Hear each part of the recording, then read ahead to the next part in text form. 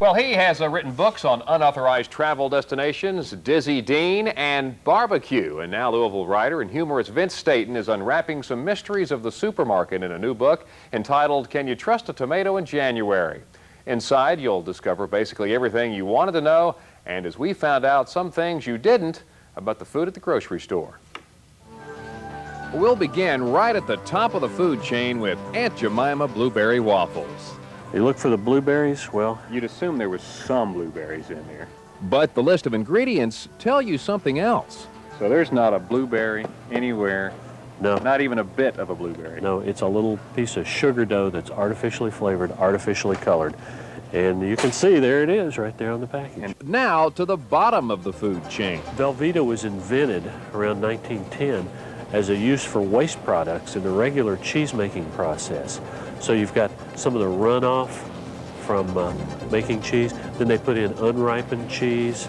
They put in things to hold it all together. And I'm it's beginning to lose my appetite. Speaking of appetites, Vince's book also reveals something called 25 by 95. That's the candy industry's goal. They want everybody in America to eat 25 pounds of candy a year by 1995. Where are we now? Candy consumption has increased steadily since candy products first came out at the turn of the century. But don't think of it so much as candy.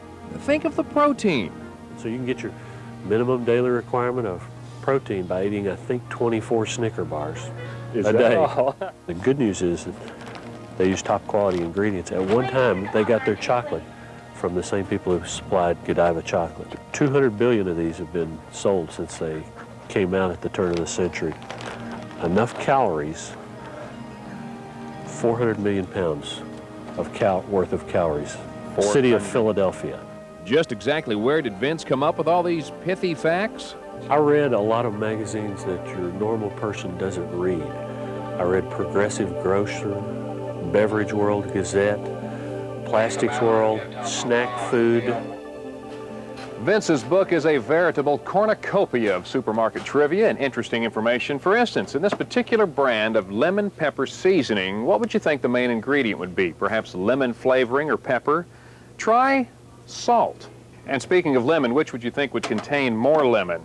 Lemon Pledge furniture polish or Country Time lemonade? You might initially think the lemonade, but actually there's not a drop of lemon juice in this.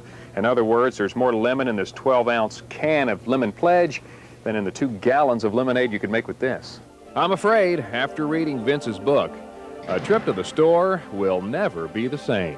It was like I got a new pair of glasses. I saw the supermarket in a whole new light.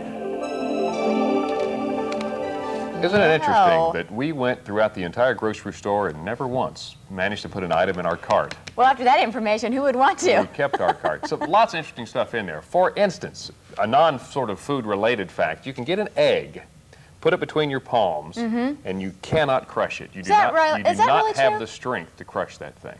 I'd heard that before, but I didn't know that was actually true. Well, I heard one other thing about chocolate milk, but maybe I won't bring that up right now. Well, there's another bit of good news. Vanilla is now in the vanilla wafer crackers now. It used to just be kind of an extract flavoring, but now it's real vanilla. Terrific news. So, just have to share that with you. One other little fact.